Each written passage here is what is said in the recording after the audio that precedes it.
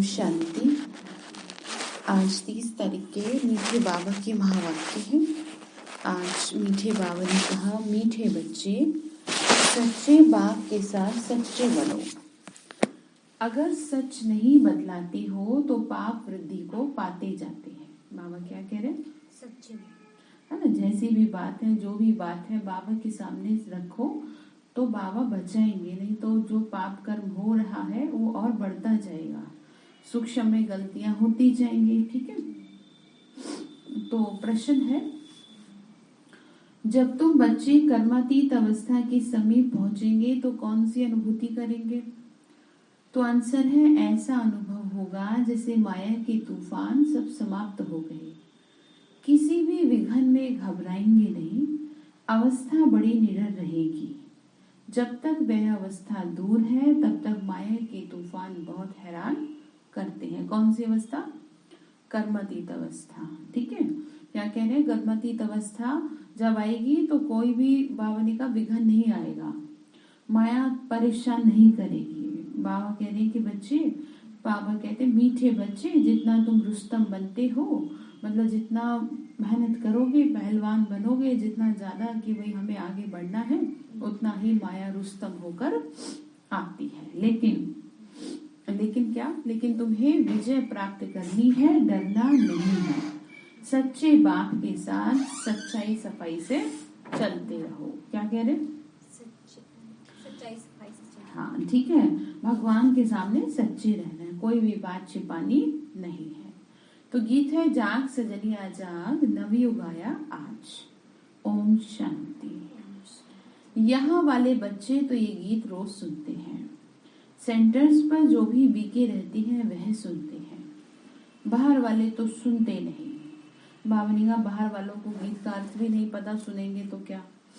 वास्तव में ये गीत तो अनन्य बच्चों के घर में सबको रखना चाहिए। मतलब बाबा कह रहे हैं कि गीत को याद रखेंगे, सुनते रहेंगे तो याद रहेगा कि बाबा हमें जगाने आया है और जगा करके हमें नई दुनिया में ले जाने आया है। तभी तो कहा ना, जाग सजनिया जाग, नवयुग आया आज। इसीलिए इस गीत का राज बहुत अच्छा है। नया युग आ रहा है, अर्थात नई दुनिया आ रही है। नया युग अर्थात सतयुग, ये है कलयुग। कलयुग का विनाश होना है। बाबा कह रहे हैं कि दुनिया तो नई तभी आएगी ना जब पुरानी को खत्म करेंगे। यहाँ पे कैसे नई दुनिया बना दे, सफाई करनी पड़ेगी। बावनी का सतयुग में राजधानी होती है भारतवासियों की। उनको गोल्डन एज वर्ल्ड कहा जाता है। गोल्डन एज वर्ल्ड में गोल्डन एज भारत है। क्या है? भारत है। भारत ही गोल्डन एज था। गोल्डन अर्थात भारत सोने की चिड़िया था। क्या कह रहे? बुद्धि को भटकाना नहीं होता। ठीक है। भारत सोने की चिड़िया था। तो बाबा बोले आयरन एज में आयरन एज भारत। ठीक है। इस समय क्या? इस समय पतित भारत है। और सतयुग में था पावन भारत, मतलब स्वर्ग था, सोने हीरे जवाहरातों के महल थे। तो अभी तो क्या है ना, तो लोहा भी नहीं रहा। अगर देखा जाए तो लोहे से भी वो बनाएगा घर को जो बहुत साहूकार होगा। ठीक है। अदरवाइज क्या है, मिट्टी से ही बना रहे हैं। तो मतलब आयरन में भी बिल्कुल ही आयरन हो गया, सब काला हो गया, अर्थात बुद्धि काली हो गई। विकारों की इतनी विषीभूत हो गई कि कोई कला नहीं रही। तो क्या कहेंगे? नो कला। तो आयरन एज भारत कहा जाएगा। कहाँ? सोने की चिड़िया कहलाता था, कहाँ? अंग्रेजों से भीख मांग रहा है। ये भी कहा जाता है ना कि क्या हाल है, देखो भारत को कहाँ से सामान का हो रहा है, आयात निर्यात कर रहे हैं। कोई चलाने के लिए तो देश को कहाँ से मुनाफा होता है, कहाँ से घाटा हो रहा है। तो इन सारी चीजों को देखते हुए और देशों से संपर्क जोड़ा जाता है, खुद को ताकतवर बनाने के लिए भी, कि भाई हमारे पास इतना ज्यादा रहे। लेकिन वास्तव में ताकत कहाँ से मिलेगी? पवित्रता से। ठीक है। बाबा का जो पर्पस है वो ये कहना चाह रहे हैं कि ये जो है ना, पतित पने की वजह से आयरन एज बन गया, इम्प्योरिटी की वजह से आयरन एज हो गया। तो बाबा बोल रहे बच्चे, तो बाबा कहते हैं मैं आके स्थापन करता हूँ। पहले बाप का परिचय देना है। शास्त्रों की जब कोई बात करे तो उनको कहना चाहिए ये तो भक्ति मार्ग के शास्त्र हैं। और भक्ति से ऊपर की जो स्टेज है वो है, क्या स्टेज है बताओ देवी? ज्ञान। ठीक है, भक्ति, उसके बाद क्या है? ज्ञान। ठीक है, भक्ति का फल ही क्या प्राप्त होता है? ज्ञान। बाबा ने कहा ज्ञान मार्ग में कोई शास्त्र नहीं होता। ज्ञान तो क्या है? ज्ञान तो बहुत गहराई की चीज है और भक्ति जो है वो ऊपर ऊपर से है। मतलब भक्ति की डेप्थ तो कह लो ज्ञान है। ठीक है, बाबा ने कहा ज्ञान का सागर तो परमपिता परमात्मा को कहा जाता है। जब वो आकर ज्ञान देवे तब सदगति हो। ये गीता आदि भी भक्ति मार्ग के लिए है। मैं तो आकर तुम बच्चों को ज्ञान और योग सिखाता हूँ, फिर बाद में वो शास्त्र बनाते हैं जो फिर भक्ति मार्ग में काम आते हैं। बाबा ने कहा बाद में बनते रहते हैं शास्त्र इत्यादि। अभी है तुम्हारी चढ़ती कला, तुम्हें बाप आकर ज्ञान सुनाते हैं। बाबा खुद कहते हैं मैं जो तुमको सदगति के लिए ज्ञान देता हूँ वो प्राय लोप हो जाता है। बाबा ने कहा वो ज्ञान क्या हो जाता है? छिप जाता है। तो अभी बाबा कहते हैं तुम कोई भी शास्त्र आदि नहीं सुनो, ये वह रूहानी बाप तो सबका एक है। सदगति का वर्षा भी उनसे मिलता है। ये तो है दुर्गति धाम। कल भी क्या कहा, इस समय सबकी क्या हो रही है? ठीक है, देख रहे हैं ना कैसे दुर्गति हो रही है। कब कुछ पता है कब क्या हो जाए। तो ये दुर्गति की तो निशानी है कि सब कुछ होते हुए भी मनुष्य बाहर नहीं निकल सकता। तो ये कितनी बड़ी दुर्गति है बताओ। ये तो ऐसे हो गया ना जैसे बांध दिया है आपको। तो असल में दुर्गति करी है विकारों ने। तो विकार है फर्स्ट स्टेज दुर्गति की है। बाकी जो भी हो रहा है वो तो एकदम बाद की स्टेज है। बाबा पहले कहते कि दरवाजे से बाहर नहीं जा पाओगे और अब तो वो भी टाइम आएगा कि खिड़कियों से झांकते रह जाओगे। वो ऐसा होगा ना कि कैंसर की हवा फैलेगी। जैसे अभी इस कोरोना की हवा फैल रही है ना, ऐसे कहा गया है कि कैंसर हवा में फैलेगा तो हर कोई डरेगा। फिर तो कौन बाहर निकलेगा? हवा तो सबको लगेगी। जैसे आप दरवाजे से बाहर निकले तो ऐसा हो नहीं सकता कि आपको हवा टच न करे। तो जो योगी होंगे, जिनकी तपस्या अच्छी होगी, बस वही बचेंगे। तो फिर होगा ये कि प्रकृति उनको टच नहीं कर पाएगी। इम्प्योरिटी मतलब जो बाहर की इम्प्योरिटी है, इम्प्योरिटी है, ये बीमारी थोड़ी है कुछ। ये तो नाम दे दिया भाई, इसका नाम ये है तो ये चारों तरफ की इम्प्योरिटी ही ना, जो एक रूप लेकर के आ गई है। तो इसीलिए कहा जाता है कि आप अपने चारों तरफ एक ओरा क्रिएट रखें जिससे कि आप क्या रहें, बचे रहें। अब ऐसा तो हो नहीं सकता कोई बाहर ना निकले, इंसान वैसे ही मर जाएगा बिना मौत के। तो बाबा ने कहा इसीलिए तो आपको इतना तपस्या के लिए कहते हैं हम लोगों को, बाबा की बच्चे तुम तपस्या करो, जिससे कि जब समय बदलेगा, परिस्थितियां बदलेंगी तो तुम्हारे ऊपर कोई फर्क नहीं पड़ेगा। दुनिया अपने काम धंधों में लगी रहेगी, ठीक है, लेकिन तुम किस में लगे रहो? हाँ, वेरी गुड, तुम तपस्या में लगे रहो। ठीक है, पता भी नहीं चलेगा किसी को कुछ भी। और तुम तपस्या करके तैयार हो जाओ, फिर देखना, कहते ना असली मजा तो कब आएगा?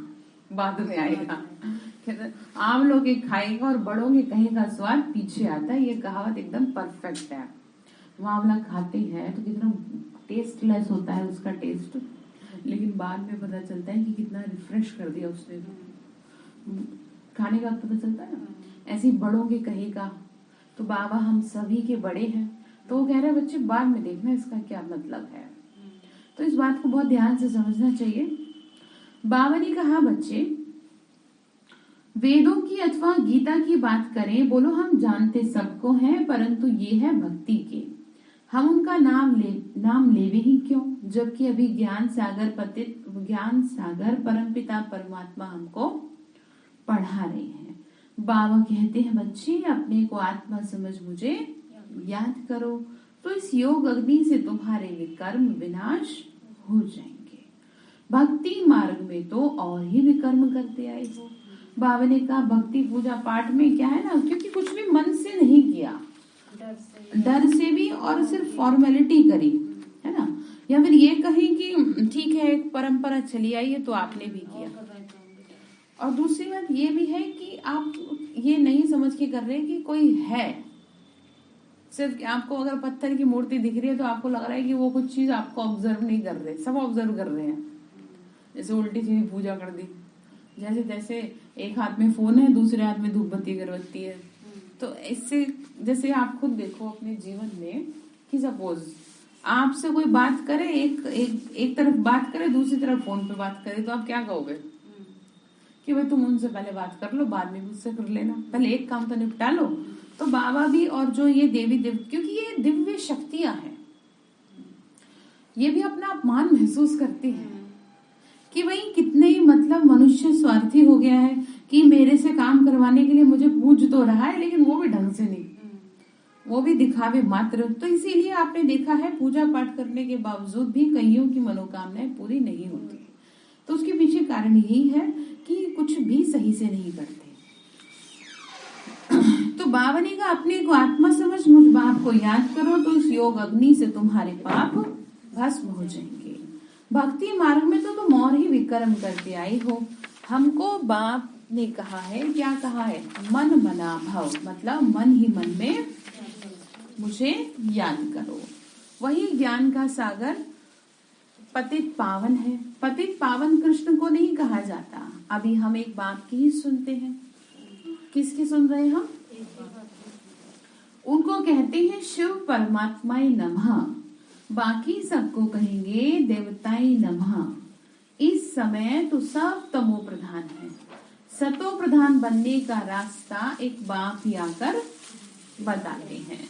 बाबा ने कहा मैं ही हूँ जो सबको सदगति देता हूँ।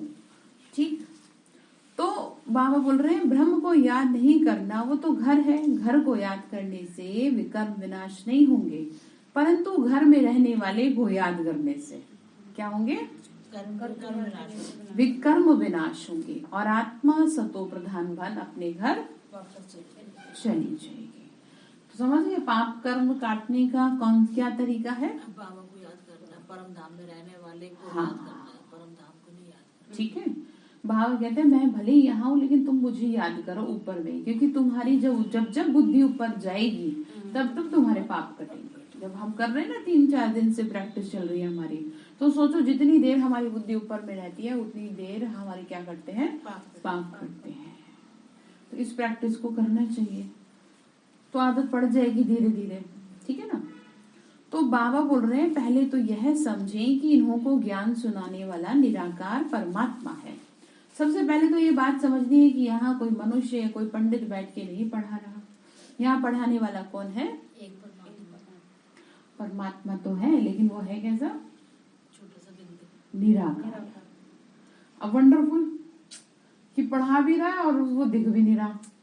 तो अचंभित है दुनिया कि कैसे चल रहा है सब कुछ। और सबसे ज्यादा अचंभित तब होगी जब सृष्टि परिवर्तन तेजी से होगा। ठीक है, ज्ञान तेजी से फैलेगा, लोगों के जीवन बदलेंगे। अभी भी बहुत के बदल रहे हैं, लेकिन अभी उतना चर्चा का विषय नहीं बनाएंगे। जैसे कि अभी कुछ भी छोटा मोटा कुछ हो जाए तो लोगों का कैसा चर्चा का विषय बन जाता है। एक दिन चर्चा का विषय बन जाएगी ब्रह्मा कुमारी संस्था। ठीक है, और उसको चलाने वाला, चर्चा का विषय क्या बनेगा कि उसको चलाने वाला दिखाई देता ही नहीं। तो तभी तो सेवा बढ़ेगी। हम देखते हैं ना छोटा मोटा कुछ भी होता है तो हर न्यूज चैनल वाले उसी को दिखाते हैं। एक कुछ हुआ होगा तो हर कोई उसी की न्यूज लेगा। तो बाबा ने कहा तो सेवा किसी न किसी तरीके से होगी, किसी ऐसे का उद्धार होगा कि जो अनेक आत्माओं के कल्याण के निमित्त बनेगा। हालांकि हो रहा है, लेकिन अभी तो बहुत दुनिया बाकी है।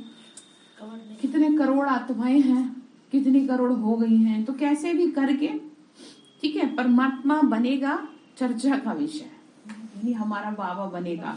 चर्चा का विषय से मतलब यह है कि सबकी जुबान पे उसी का चर्चा होगा।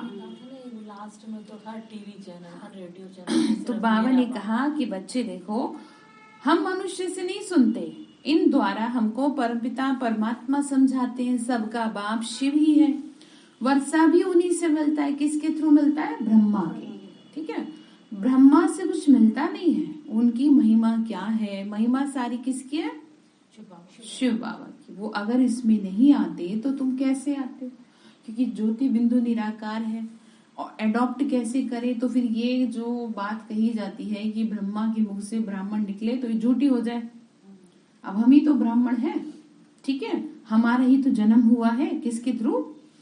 ब्रह्मा बाबा के। ब्रह्मा मुख वंशावली कहा जाता है। कुख वंशावली नहीं, किसी के इतने करोड़ बच्चे नहीं हो सकते, ठीक है। संकल्प से सृष्टि रची, यही वो सृष्टि है। ब्रह्मा ने मुख वंशावली रचना रची, अर्थात संकल्प से सृष्टि रची तो वंशावली बढ़ी, ठीक है। मतलब देवी देवता बनने की शिक्षा दी गई, देवी देवता बनने की शिक्षा दी गई ना भाई, आपको क्या बनना है, देवी देवता बनना है। तो जब आपको देवी देवता बनना है तो उसके लिए आपको ज्ञान तो धारण करना पड़ेगा, और वो किसके थ्रू, ब्रह्मा के थ्रू, ठीक है। तो ऐसे फैलते फैलते देखो सारी दुनिया में फैल गया। तो बाबा ने कहा कि मिलता ब्रह्मा से कुछ नहीं है, माध्यम मैं ही हूँ। ब्रह्मा को माध्यम बनाते हैं, देने वाला तो मैं हूँ। शिव बाबा ने ब्रह्मा द्वारा तुमको अडॉप्ट किया, तुम बीके कहलाते हो। ब्राह्मण कुल चाहिए ना, कोई मनुष्य अथवा शास्त्र आदि जीवन मुक्ति का रास्ता बता न सके। निराकार परमपिता परमात्मा सदगति दाता ही रास्ता बताते हैं। बहुत बात नहीं करनी चाहिए। बाबा ने कहा ज्ञान में भी आपको बहुत ज्यादा नहीं करना, बस बाबा ने कहा आत्मा परमात्मा का, ठीक है, फट से कहना चाहिए। हमने जन्म जन्मांतर भक्ति की है, मतलब आपसे कोई बहस करे कि आपको तो कुछ भक्ति उक्ति तो करती नहीं हो आप, तो बोला हमें भक्ति का फल मिला है, बिना भक्ति के तो भगवान मिल ही ना सके, ठीक है। तो भक्ति बहुत की है तभी तो क्या है, भगवान मिले हैं। नहीं तो देखो ना दुनिया में लोगों की भटकन कितनी है, भक्ति भी तो सही तरीके से नहीं कर रहे, जैसे भक्ति भी चर्चा का विषय बनेगी, ठीक है।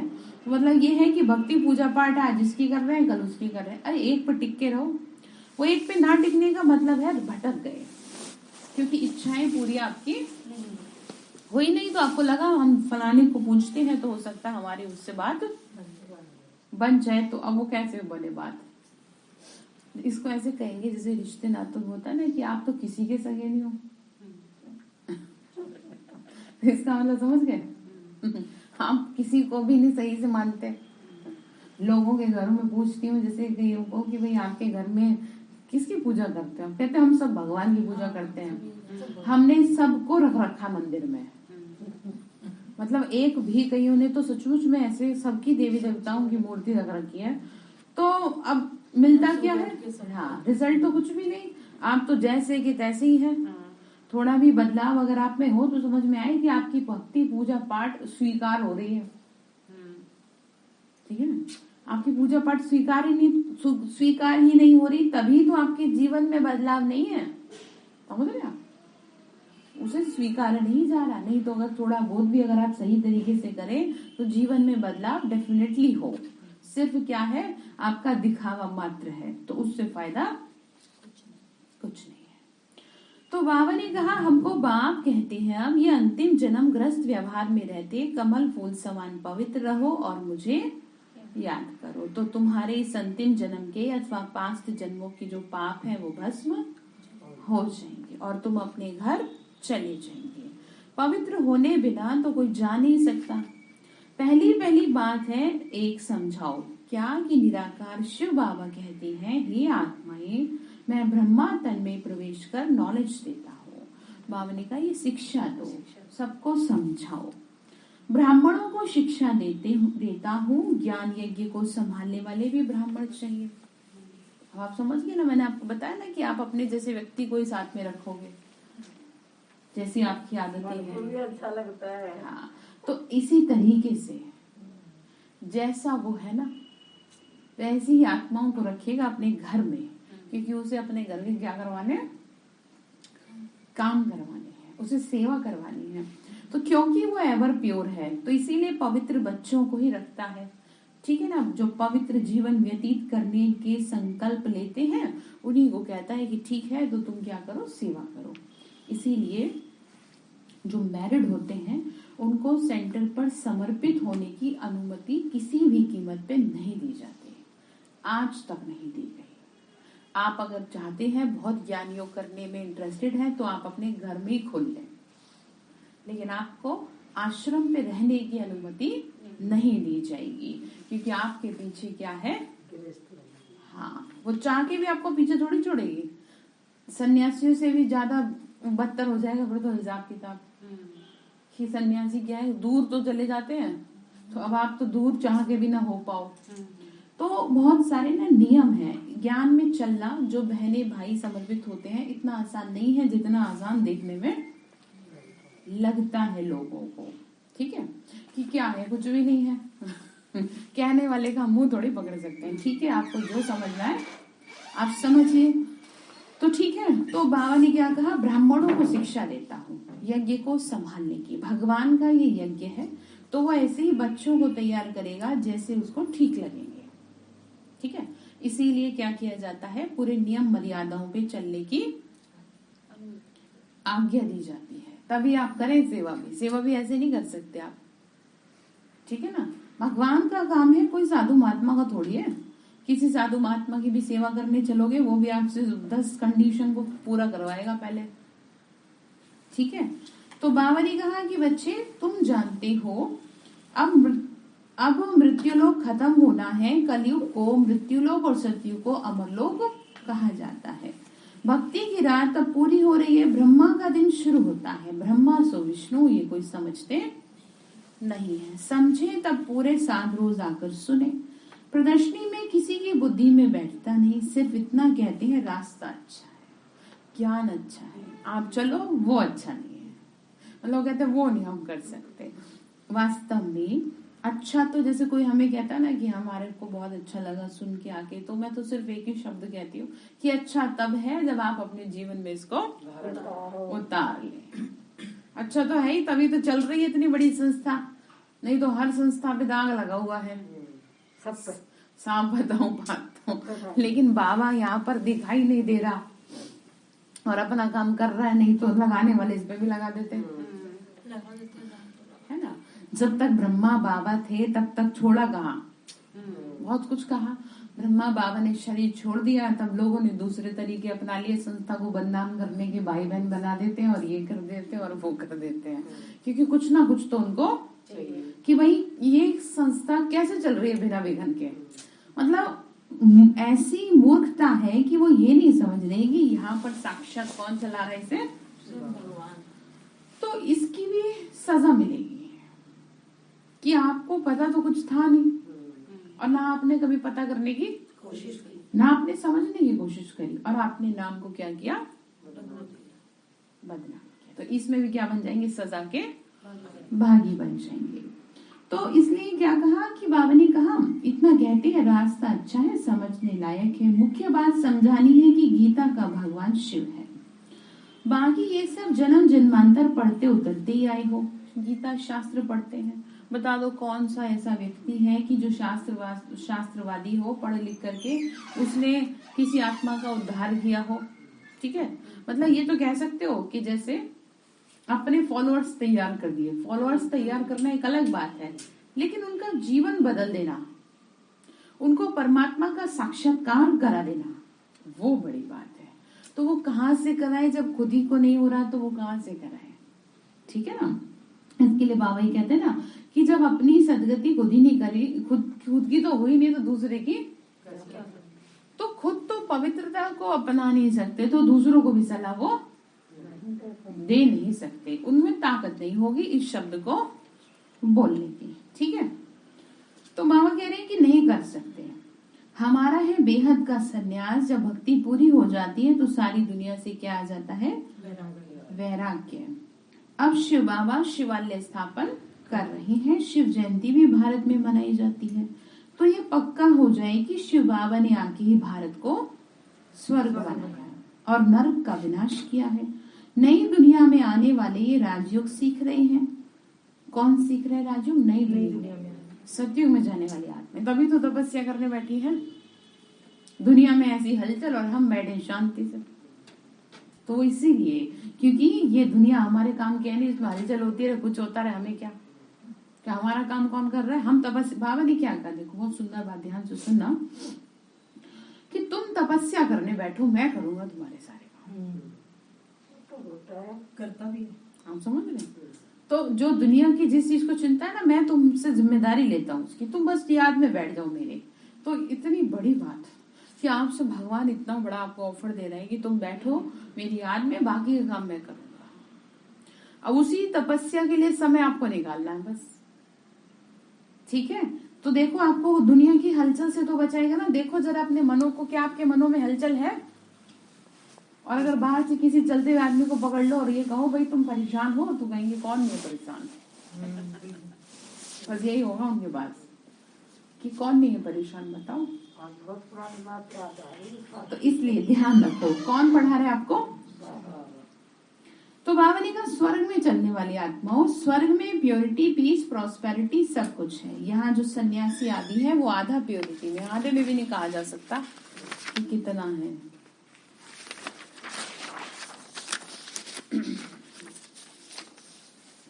वह जन्म गृहस्थी विकारी घर मिले सन्यास करते हैं, यह समझाना होता है। शिव बाबा पतित पावन हमको ब्रह्मा द्वारा समझाते हैं, ब्रह्मा द्वारा राजयोग सिखाकर ये बना रहे हैं। ये गीता एपिसोड अभी रिपीट हो रहा है। तो ये राजयोग तुमको सीखना है। ये ज्ञान प्रवृत्ति मार्ग का है, गृहस्थियों के लिए है। ये संस्था ही गृहस्थियों के लिए है कि घर गृहस्थ में रहते कैसे अपने जीवन को कमल की तरह खिला के रखें, जो मुरझा गया है। देखो ना, हर घर में मुरझाए पड़े हैं। जो ज्ञान में चल रहे हो तो फिर भी ये है कि थोड़ा बेहोश होते हैं, फिर से उठा देता है बाबा। नहीं कहते ना, छुई हुई को छू दो तो जरा से भी क्या हो जाता है। तो ऐसे ही है।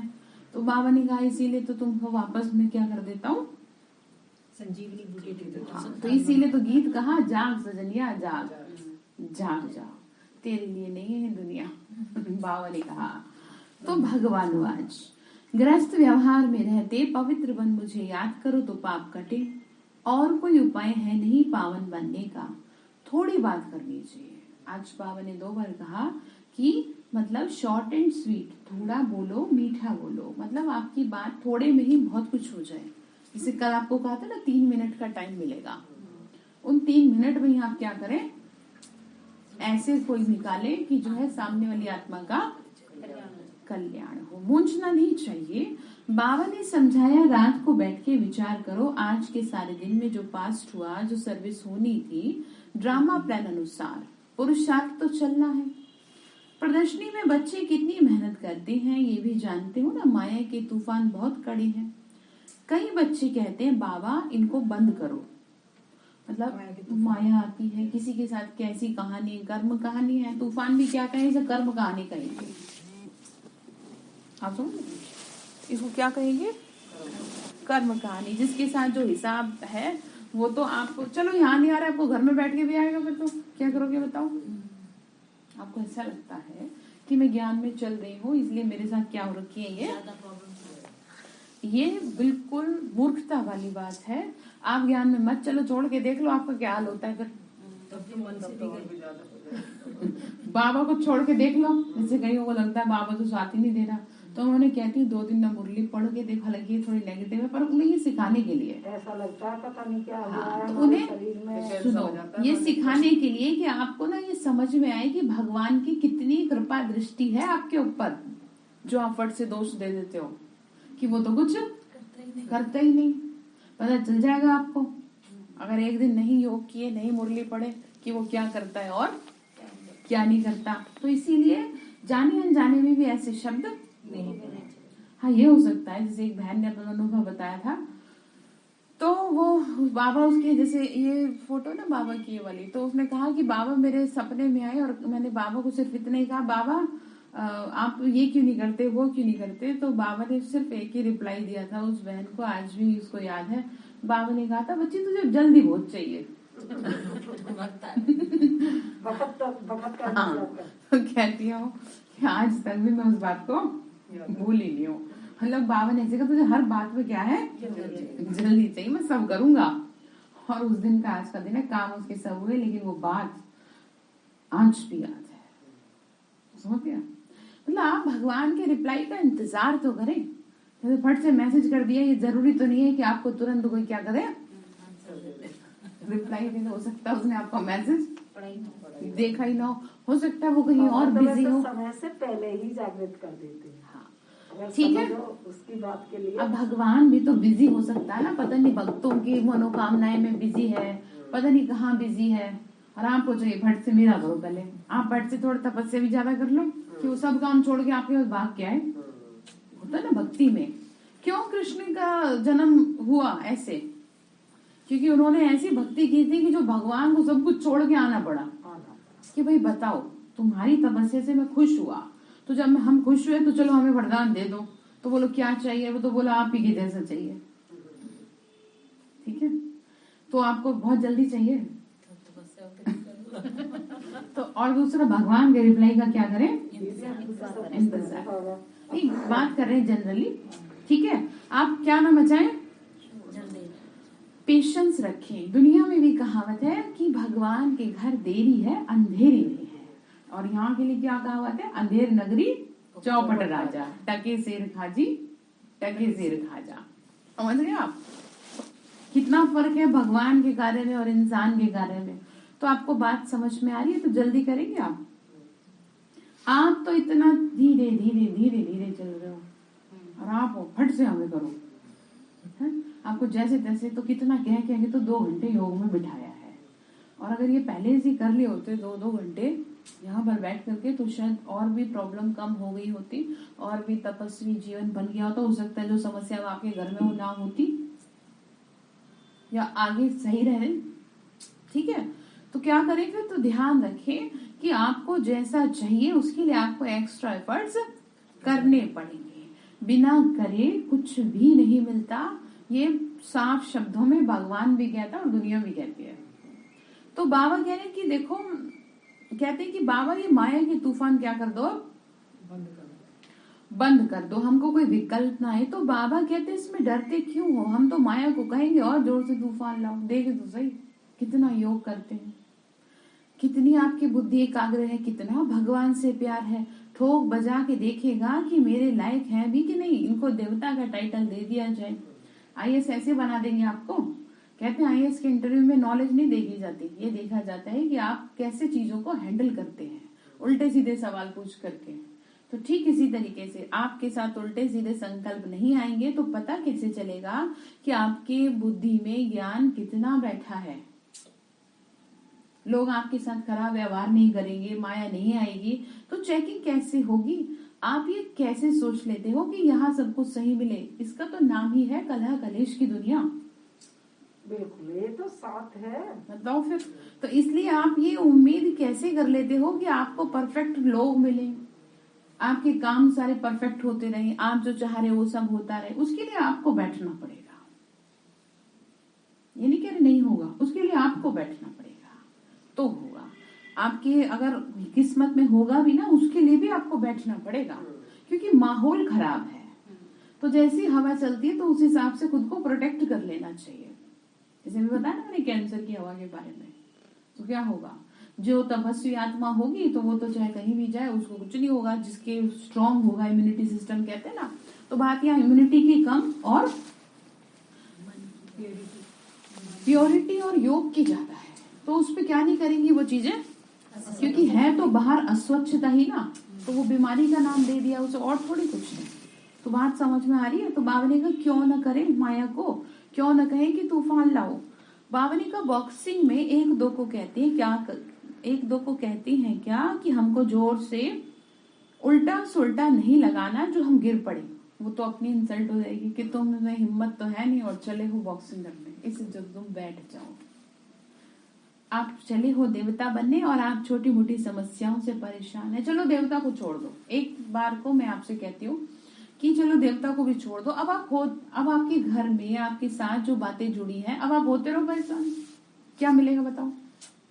तो इससे अच्छा ये है कि क्या करें, समय का क्या कर ले,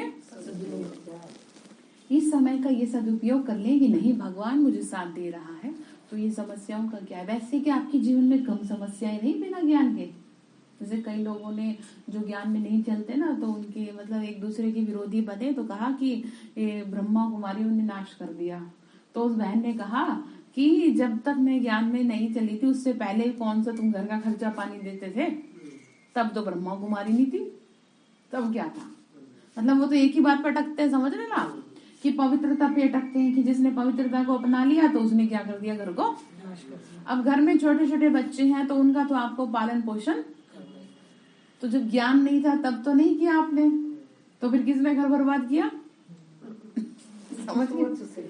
तो मतलब मैं आपको ये कहना चाह रही हूँ कि हर कोई तैयार बैठा है आपसे लड़ने के लिए, इसीलिए आप क्या ना राज्य करें। में अपना राज्य स्थापन कर रहे हैं। हाँ माया के ठीक राज्य है। में अपना स्थापन कर रहे हैं। तो वही बात है कि आप ज्ञान में नहीं चल रहे तो भी आप दुखी, चल रहे हैं तो भी आप दुखी।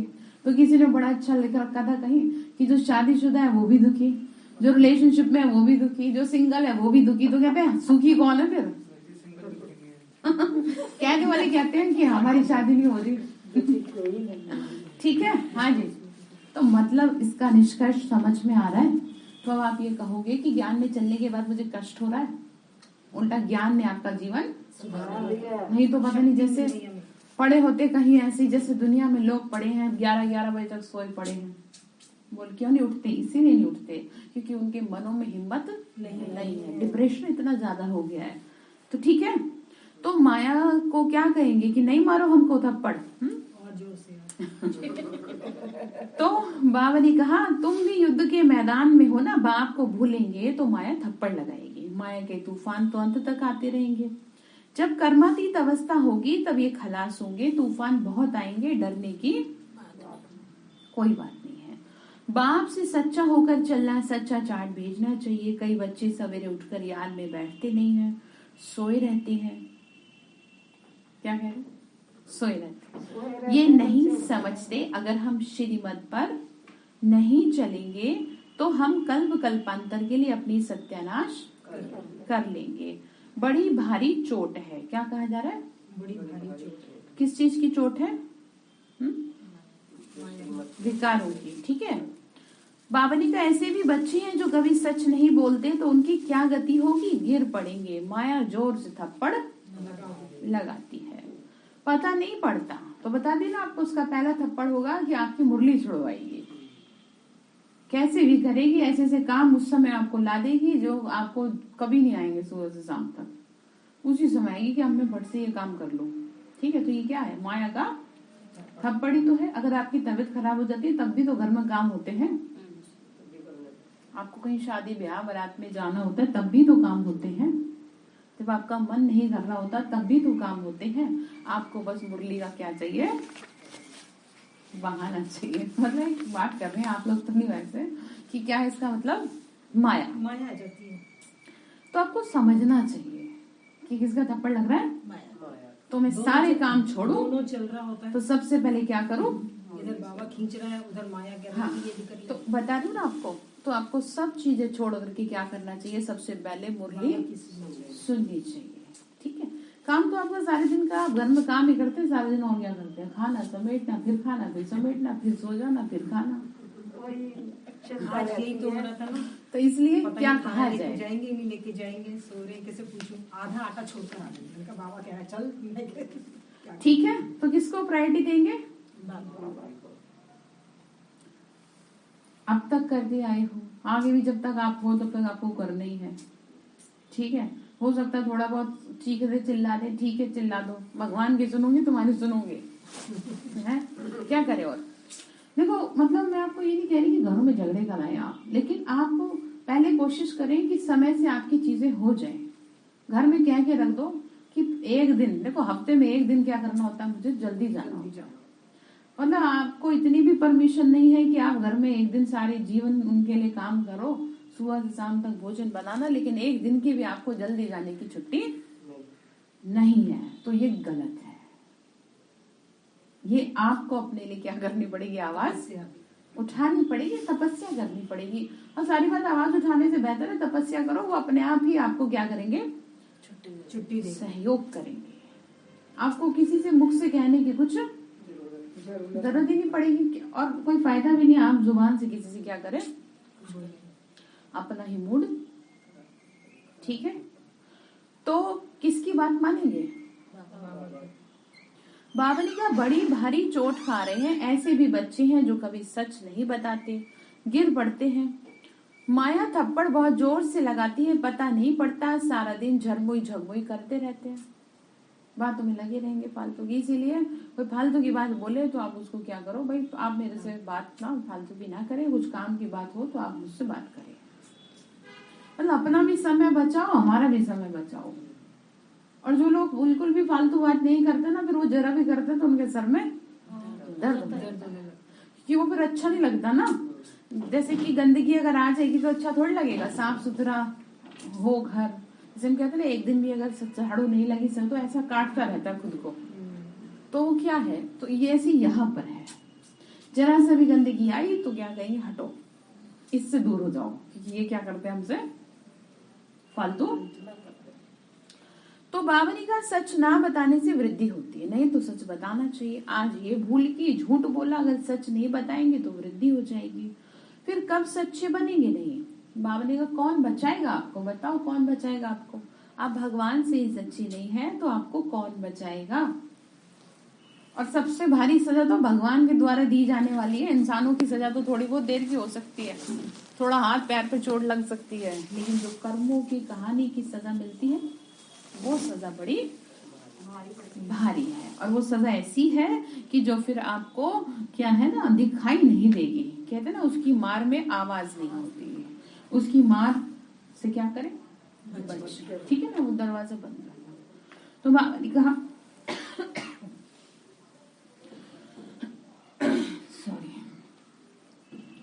बावनी का आज ये भूल की, फिर बावनी का मुझे बताओगे नहीं तो फिर और बढ़ जाएगा। कभी सच्चे बनेंगे नहीं, बतलाना चाहिए, हमने ये डिससर्विस की, हमको क्षमा करना। आपको ये रियलाइजेशन जरूरी है कि आपसे गलती हुई है, और जब तक आपको ये रियलाइजेशन नहीं होगा तब तक आप सुधर नहीं सकते। आपको ये रियलाइजेशन होना चाहिए कि आपने अमृत वेला नहीं किया, आपने भगवान की आज्ञा की अवज्ञा की है, अब आपको सजा मिलनी चाहिए। जैसे कानून की आज्ञा की अवज्ञा करेंगे, उल्लंघन करेंगे, तो ना चाहते हुए भी आपको सजा मिलेगी, फिर चाहे उसमें कोई भी हो, फिर चाहे उसमें कानून बनाने वाले ही क्यों ना हो। कानून बड़ा सख्त है, मैं आपको बताऊं। संविधान में ऐसा नहीं है कि जो कानून बनाने वाले उन्हें छूट दे रखी है, सबको सजा मिलती है बराबर, कोई नहीं बचता इससे। तो ठीक है, तो भगवान की भी कुछ आज्ञा है, और उनकी आपने अगर अवज्ञा करी, चाहे कुछ भी हो रीजन, चाहे आपके आंख में दर्द था, आपके पैर में दर्द था, आपको नींद आ रही थी, और व्हाटएवर, वो डजंट मैटर, वो अपने समय से उठा देते हैं। हाँ सुनो, लेकिन आपने किसी भी बहाने से क्या किया तो फिर क्या होगा, सारे दिन कुछ कहा नहीं जा सकता। पहली सजा ये होगी कि आपका योग नहीं लगेगा सारा दिन, आपका मूड खराब रहेगा, आप बैठोगे आपको अच्छा नहीं लगेगा। ये क्या है उसकी, वो एक होता है ना, जैसे कि आपने अपने घर में, जैसे बच्चे कहना नहीं मानते तो आपका मन नहीं करेगा कि आप उससे बात करो। आ गई ना अपने में बात, अब आपका मन खराब हो जाएगा, मम्मी बात नहीं करेगी तो कैसा लगेगा बताओ, अच्छा नहीं लगेगा। तो वो भी तो माँ है ना, फिर आपसे वो बात नहीं करेगी कि भाई तुमने मेरी बात तो मानी नहीं।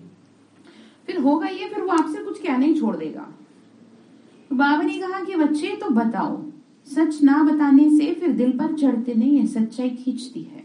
बच्चे खुद भी जानते हैं कौन अच्छी अच्छी सर्विस करते हैं, अच्छे अच्छे बच्चे बहुत थोड़े हैं। चाहता हूँ गावड़े में भी अच्छी अच्छी बच्चियों को भेज दूं तो सब खुश होंगे।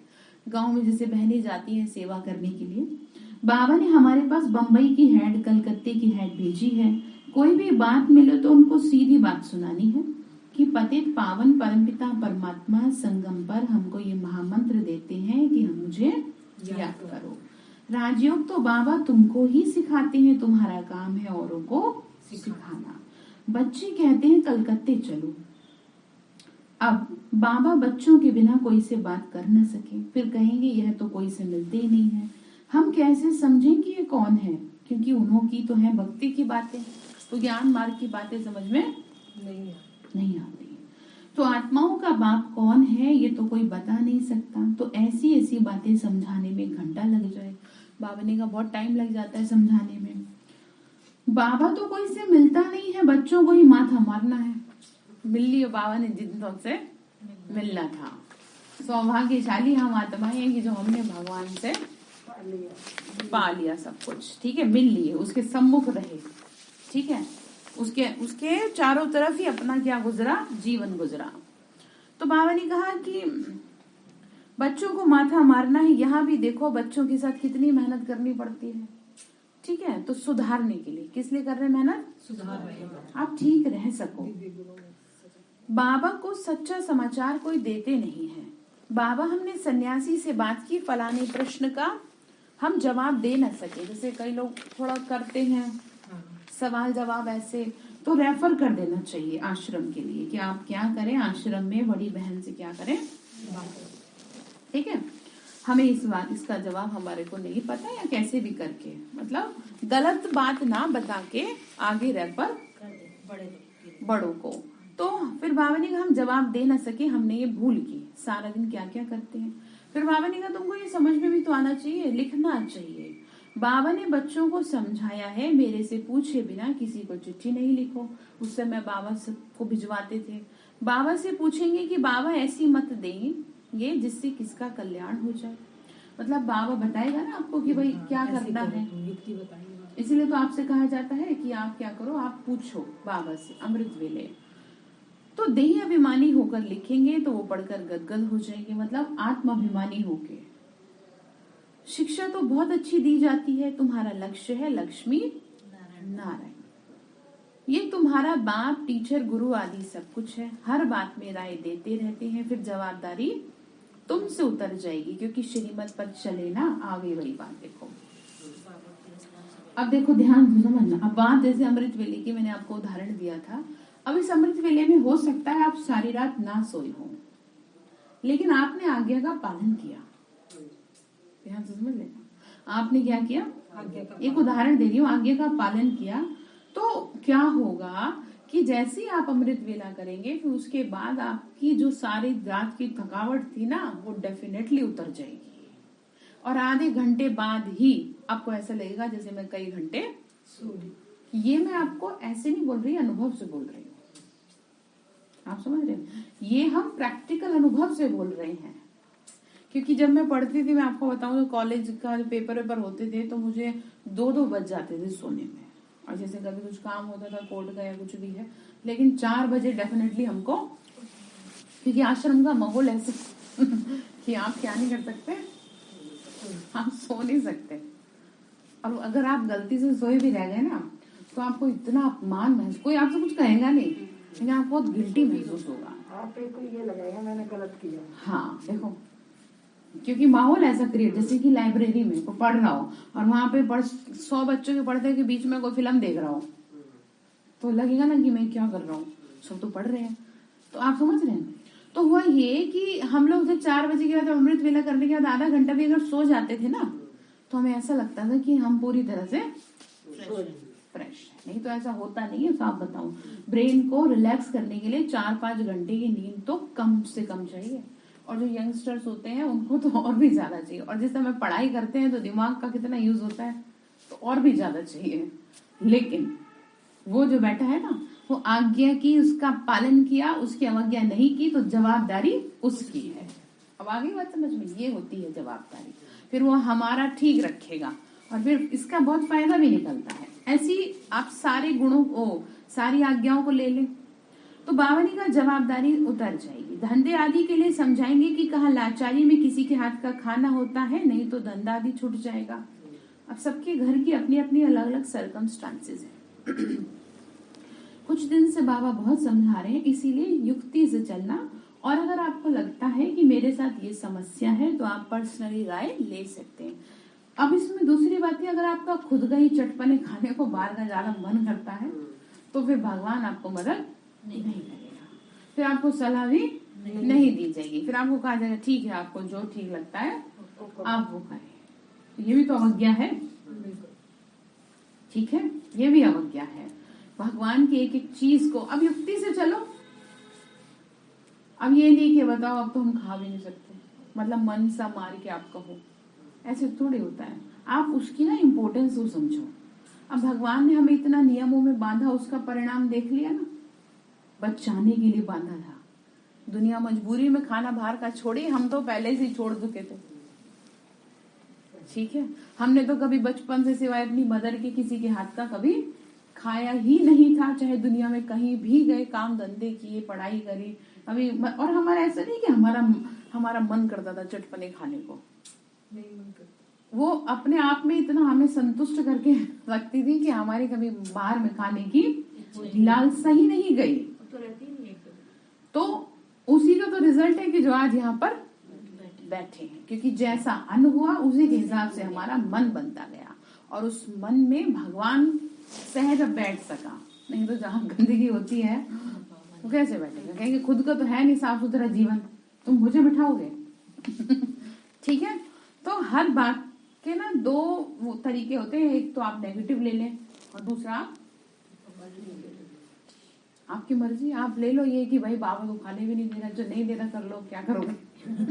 और जब बीमारी आ जाएगी तो हाँ, तब क्यों नहीं खाया पूछो, मैं तो कहती हूँ खा लो जाके, खा लो, डर से लड़ लो। तो इसको कहते हैं डर के आगे भूत भी नाचे। तो इंसान तो क्या चीज है? तो इसका मतलब आप चाह रहे हो कि आपको कोई डराए, आपके सर पे कोई बैठ करके डराए आपको, तब आप अपने जीवन को सुंदर बनाएंगे, साफ सुथरा करेंगे। ठीक है, तो इसीलिए ज्ञान को समझेंगे और युक्ति से पर्सनली राय ले लेंगे जी मेरे घर में ये बात है तो मैं कैसे अपने जीवन को सुंदर बनाऊं। ठीक है, अपने दिमाग से ना चले बिल्कुल भी। अपने दिमाग से चलना मतलब समझ रहे हैं कि बाबा ने बस ये कह दिया, यही सुन लिया और यही जाके घर में कलेश करवा दिया। ठीक है, तरीके से चलेंगे। बाबा ने कहा युक्ति से कहना चाहिए हम चाय इस समय पीते नहीं है, हमको तकलीफ हो जाएगी। जैसे कोर्ट में जब भी जाती थी तो सब पीछे पड़ जाते थे, अरे नहीं नहीं पी लो पी लो, तो मुझे ना चाहते हुए ये कहना पड़ता था कि मैं चाय पीती ही नहीं हूँ। तो इसीलिए मुझे याद आ गया, हालांकि मैं चाय पीती लेकिन क्या करें, युक्ति से चलना है, समझ रहे हैं? क्योंकि वहां तो ऐसी जगह है वो कि सारी वाइब्रेशन रहती है जबरदस्त। वाइब्रेशन छोड़ो, मैं आपको बता रही हूँ किसी के हाथ का खाया पिए नहीं, वो तो है ही गंदगी। वो झूठ नहीं होता है, वो तो अपने को निकालना है बस। हाँ, तो बहुत अच्छी बात है आप इतना समझ गए। ठीक है, मतलब हम तो स्वप्न में भी नहीं सोच सकते किसी के हाथ का खाना और पीना, इवन पानी भी नहीं पीते। एक बार गए थे अपने मामा के यहाँ गए थे, तो मामी ने पानी दिया तो एक्सेप्ट नहीं कर पाए, तो फिर उन्हें बहुत बुरा लगा।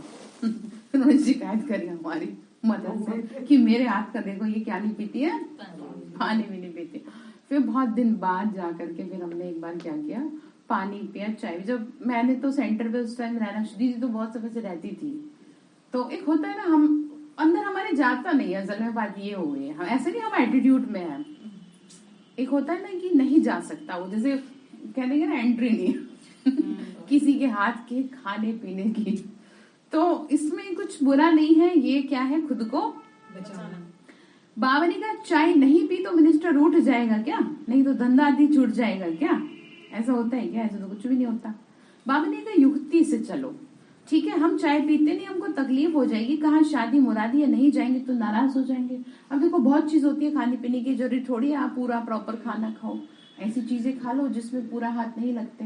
पूरा हाथ जैसे कि अगर आप चावल है, ठीक है, चावल खा सकते हैं, प्लेन दाल खा सकते हैं जिसमें तड़का वगैरह नहीं लगता है ना, रोटी पूड़ी पराठे इसमें पूरा हाथ लगता है, तो होता है हाथ के सारे वाइब्रेशन जाएंगे। ठीक है, मट्ठा पी सकते हो, छाछ पी सकते हो, दूध दही खा सकते हो, फ्रूट खा सकते हो, ड्राई फ्रूट खा सकते हो। बताओ कितना खाओगे, जरा सा तो पेट है। आइसक्रीम खा सकते, कितना खाएंगे, लेकिन वो आपकी लालसा ही अगर है तो उसको कोई क्या करेगा, मतलब दिखाने के लिए कि जहाँ नाराज ना हो बस। एग्जैक्टली यही कि ऐसा नहीं हम नहीं जाएंगे, हम तो खाएंगे नहीं तुम्हारे यहाँ, ऐसे उल्टे काम। बावनी का जाना है लेकिन तरीके से आना है, खुद को बचाना है, और ये आपका थोड़ा थोड़ा बचाना ना आपको अंत समय पे बचाएगा। इससे ये सही रहेगा, और जिसकी ये सही है ना सारी दुनिया उसकी है। ठीक है, पवित्र आत्माओं की प्रकृति भी मदद करती है, पवित्र आत्माओं की भगवान मदद करता है, पवित्र आत्माओं की दुनिया मदद करती है। तो बताओ फायदे का सौदा या घाटे का? फायदे का सौदा है। किसी नहीं चाहिए मदद, बताओ, सबको चाहिए मदद। तो इसीलिए क्या कहा शादी मुरादी है, नहीं जाएंगे तो नाराज हो जाएंगे, तो बाबा कहेंगे ऐसे ऐसे करो, मतलब आपको सलाह दी जाती है, सब युक्तियां बताएंगे। ठीक है, तो युक्ति से चलेंगे। मैंने आपको बता दिया युक्ति अपने को बचाना है, मुंह तोड़ जवाब किसी को नहीं देना, एकदम फट से जवाब दे देना उल्टा सीधा, ऐसे नहीं करेंगे। अच्छा, मीठे मीठे सिक्की लदे बच्चों प्रति माता पिता बाप दादा का रूहानी बाप की रूहानी बच्चों को नमस्ते। हम रूहानी बच्चों की रूहानी माता पिता बाप दादा को नमस्ते नमस्ते। बाबा शुक्रिया बाबा, शुक्रिया बाबा, शुक्रिया। धारणा के लिए मुख्य सार है बाप से सदा सच्चा रहना, दिल तक नशीन बनने के लिए श्रीमत पर पूरा पूरा चलना है। दूसरी पॉइंट है युद्ध के मैदान में माया के विकल्पों से, विघ्नों से डरना नहीं है। ठीक है, क्या नहीं करेंगे? माया के विकल्पों से डरना। अविकल्प क्या होते हैं? आपको बिना मतलब दिमाग चल रहा है कि कहीं ऐसा ना हो जाए, अगर ऐसा हो गया तो क्या होगा। अब ये कितना फालतू सोचते हो आप, और आप खुद तो सोच रहे हो, ऐसा औरों को भी परेशान कर रहे हो।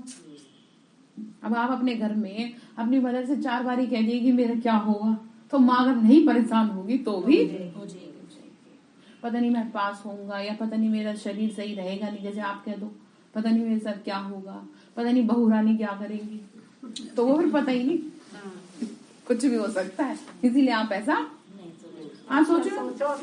देखो आपको सिर्फ इतना ध्यान रखना है कि चाहे किसी के साथ कुछ हो, मेरे साथ तो अच्छा होगा बस, क्योंकि औरों की तो गारंटी है नहीं मुझे कि किसने किसके साथ क्या कर रखा है। मुझे अपना तो पता है, आपको अपना तो पता है ना, आपने कुछ गलत नहीं किया, और अगर किया है तो बाबा से माफी मांग लो। दीदी मैं अमृत वेला 6 बजे से पहले कर लो। हाँ बस इतनी छूट दी जाती है, 6 बजे से पहले कर लो। आप सोचें कि मैं 6 बजे उठ के 7 बजे तक कर लूं, तो वो फिर दूसरा वेला शायद आसुरी वेला बताते हैं समझ रहे हैं? इसमें ना बताया है 2 बजे से, ये दुनिया के हिसाब से बता रही हूँ मैं, ज्ञान के हिसाब से नहीं बता रही। ये एक वेला शुरू होता है 12 बजे से 2 बजे तक का, 2 से 4 का, 4 से 6 का, एक ये वेला होता है। 6 बजे के साथ सब बेकार होता है, फिर चाहे आप कुछ भी कर लो। ठीक है तो डरना नहीं है, सच्चा सच्चा चार्ट रखना है, झुरमुई झुगमुई मतलब फालतू की बातें, आपको इधर उधर की बातें। वरदान दिया बाबा ने, स्व स्थिति द्वारा सर्व परिस्थितियों का सामना करने वाले अव्यक्त स्थिति के अभ्यासी भव। अपनी स्थिति द्वारा क्या करेंगे? परिस्थितियों का सामना करें।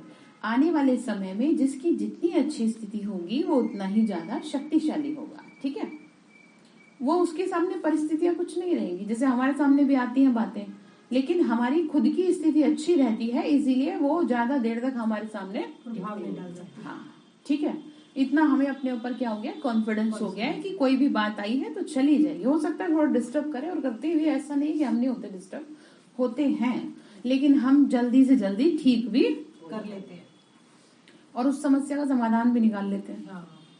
और समस्या का समाधान जब निकल जाता है तो कुछ बात ही नहीं है फिर। ठीक है, तो जब अव्यक्त स्थिति के अभ्यास की आदत बन जाएगी तब स्व स्थिति द्वारा हर परिस्थिति का सामना कर सकेंगे। अव्यक्त स्थिति वो जो हम रोज कर रहे हैं, फरिश्ता बन रहे हैं ना, तो वो अव्यक्त स्थिति हमारी बन जाएगी। और यह आदत अदालत में जाने से बचा देगी। ठीक है, इसीलिए इस अभ्यास को जब नेचुरल और नेचर बनाओ तो अब नेचुरल कैलेमिटीज हो, क्योंकि जब सामना करने वाले स्व स्थिति से हर परिस्थिति को पार करने की शक्ति धारण कर लेंगे तब पर्दा खुलेगा। मतलब बाबा ये कह रहे हैं कि जब आपकी आदत नेचुरल बन जाएगी तभी तो हलचल हो। अभी तो आप ही ऐसे चल रहे हो, आप अपने घर की समस्याओं को नहीं खत्म कर पा रहे, तो आप और सेवा क्या करोगे? तो बाबा ने तो विश्व कल्याण का ताज आपके ऊपर रखा है, तो बाबा ने कहा तुम जल्दी जल्दी इसको करो तभी तो पर्दा खुले। बाबा ने कहा था ना कि 500 तत्व मेरे आगे बार बार आके कहते हैं कि अब कब तक रुके, क्योंकि अब हमसे रुका, क्योंकि पाप बहुत बढ़ गया है। तभी तो नई देख रहे हैं, अब ये कोरोना, अब वो कोरोना, अभी तो पता नहीं कितने कोरोना आने। ठीक है, तो इसीलिए क्या रखना है आपको, इस बात का ध्यान रखना है। तो पुराने संस्कारों से, भावने का इसके लिए पुरानी आदतों से, पुराने संस्कारों से, पुरानी बातों से पूरा वैराग्य चाहिए। इसको लिख लो। क्या कहा? पुरानी बातों से, पुराने संस्कारों से, हाँ, पुरानी दुनिया से पूरा वैराग्य, तभी आपकी स्थिति सही रहेगी। बात ये है, तभी अव्यक्त स्थिति रहेगी। स्लोगन है, स्वयं को निमित्त कर्महार समझो तो किसी भी कर्म में थकावट नहीं हो सकती। स्वयं को क्या समझना है? निमित्त। ठीक है, वही करा रहा है, बस ध्यान यही रखो आप। अच्छा, ओम शांति।